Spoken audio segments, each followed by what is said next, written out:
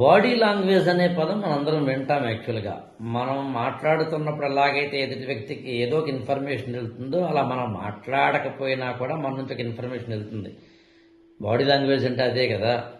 కొంతమంది చేతులు తిప్పుతూ మాట్లాడతారు, కొంతమంది కళ్ళు ఇలాగా మిటకరించి మాట్లాడతారు, కొంతమంది కళ్ళు ఇలా పెట్టి మాట్లాడతారు, కొంతమంది ఇలా ఇలా మాట్లాడతారు. మీరు ఎప్పుడు ఫోటోలకి పోజ్ ఇచ్చి చూసారు, కొంతమంది ఇలా పడతారు. యాక్చువల్గా మీరు గమనించారు లేదో, కొంతమంది కాళ్ళు ఊపుతూ మాట్లాడతారు, కొంతమంది కాళ్ళ మీద కాళ్ళు వేసుకుని మాట్లాడతారు, కొంతమంది ముందుకొచ్చి మాట్లాడతారు, కొంతమంది వెనక్కి రిలాక్స్గా కూర్చుని మాట్లాడతారు, కొంతమంది ఇలా మాట్లాడతారు. అబ్బో చాలా ఉంటాయి. బాడీ లాంగ్వేజ్ అంటే మనం చేతులు కాళ్ళు అవి మాత్రమే కాదు, ఫేషియల్ ఎక్స్ప్రెషన్స్ ఉంటాయి, హావభావాలు అంటారు. యాక్చువల్గా మన ఫేస్ మన యొక్క అంటే face is the index of the mind అంటాం కదా. మన ఫేస్ గురించి చెప్తుంది. ఇదంతా ఎందుకు చెప్తున్నానంటే, సుప్రీంకోర్టు మాజీ కేంద్ర మంత్రి, సోషల్ యాక్టివిస్టు, జంతు ప్రేమికురాలైన మేనకా గాంధీ మీద చాలా సీరియస్గా ఒక మాట చెప్పింది. మీ హావభావాలు ఏంటో గమనించారా? అంటే చాలా ఇంట్రెస్టింగ్ అనిపించింది నాకు.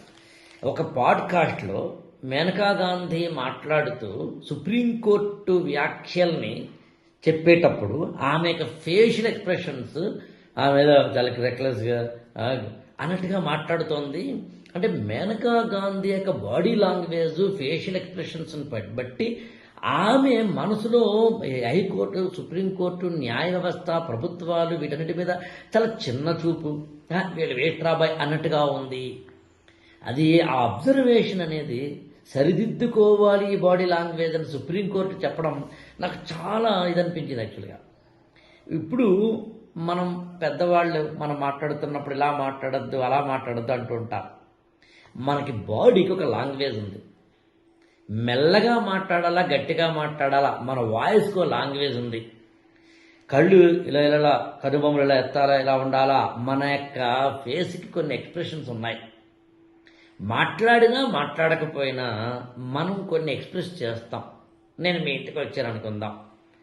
మీ ఇంటిలోకి నేను వచ్చిన తర్వాత నేను ఏమీ మాట్లాడకుండానే అన్నాను అనుకోండి, దాని అర్థం ఏంటి?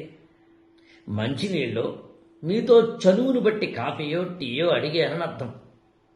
అలాగే మీరు కూడా అలా అన్నారనుకోండి, అంటే అర్థం ఏంటి? లేదే అన్నారనుకోండి, అర్థం ఏంటి? కూర్చోండి అని అర్థం. మనం మాట్లాడకుండా మన బాడీ లాంగ్వేజ్ ద్వారా అనేకం చెప్పచ్చు. బాడీ లాంగ్వేజ్ మాత్రమే కాదు, ఇవాళ అనసూయ వర్సెస్ శివాజీ అనే దాంట్లో తెలుగు నేలలో డ్రెస్సింగ్ సంబంధించిన లాంగ్వేజ్ మీద కూడా ఇవాళ డిస్కషన్ జరుగుతోంది.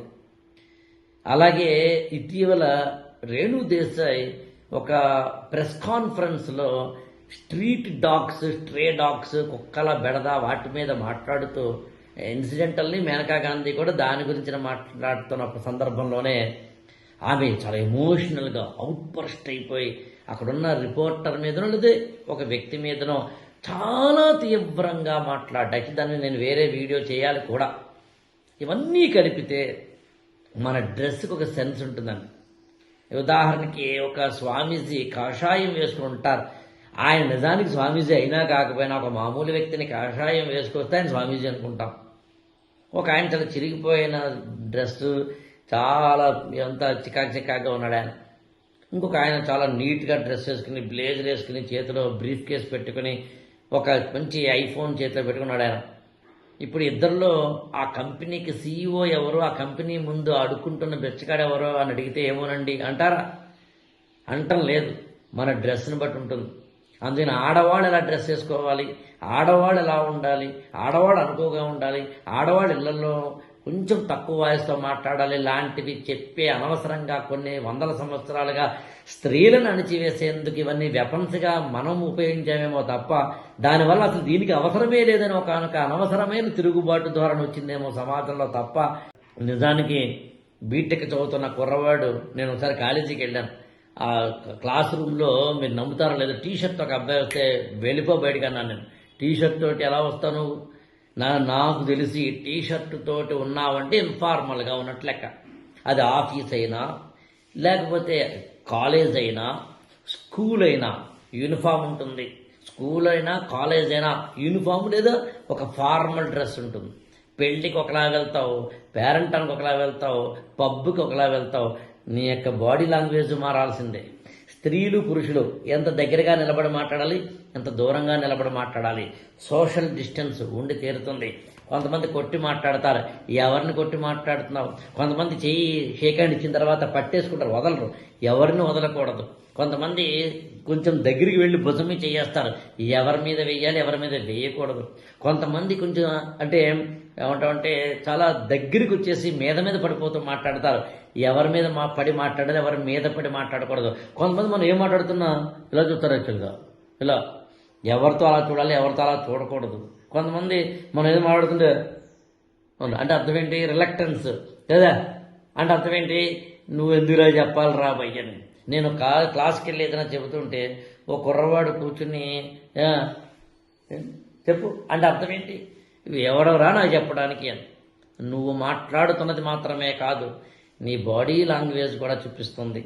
అందుని ఎక్కడ నవ్వాలో, ఎక్కడ ఎంత నవ్వాలో, ఎక్కడ కనుబొమ్మలను ఎగరేయాలో, ఎక్కడ ఎగరేయకూడదు, ఎక్కడ చేతులు ఊపాలో, ఎక్కడ ఊపకూడదు, ఎక్కడ కాళ్ళు ఊపాలో, ఎక్కడ ఊపకూడదు, ఎక్కడ కాలు మీద కాలు వేసుకోవాలో, ఎక్కడ కాలు మీద కాలు వేసుకోకూడదు. ఇవన్నీ పెద్దలు చెప్పాలి, చిన్నవాళ్ళు వినాలి. ఇక్కడ పెద్దవాడు అంటే వయసుతో కాదు, అది తెలిసినవాడు ఎవడైనా పెద్దవాడే, తెలియనివాడు ఎవడైనా చిన్నవాడే. మనందరము ఇండివిజువల్ సొసైటీలోకి వెళ్ళిపోతున్న ఈ తరుణంలో అనవసరంగా మనం మన బాడీ లాంగ్వేజ్ యొక్క గొప్పతనాన్ని, మన డ్రెస్ సెన్స్ యొక్క గొప్పతనాన్ని, మన మాట తీరులో ఉండే మృదుత్వానికి సంబంధించిన గొప్పతనాన్ని, మన ఎమోషనల్ ఈక్విలిబ్రియంకి సంబంధించిన గొప్పతనాన్ని తెలుసుకోకుండా ఎలా పడితే ఏ విధంగా అంటే నా ఇష్టం, నాకు ఏదో పలానా ఆర్టికల్ నాకు చెబుతోంది, నేను స్వేచ్ఛ వాయువులు స్వీకరిస్తాను అని ఇష్టం వచ్చేట్టు మాట్లాడితే బాగానే ఉంటుందేమో కానీ మనిషిగా అనిపించుకోం. సుప్రీంకోర్టు ఇలా చెప్పడం అనేది నాకు చాలా చాలా ఏమంటామంటే ఆసక్తికరంగా అనిపించింది.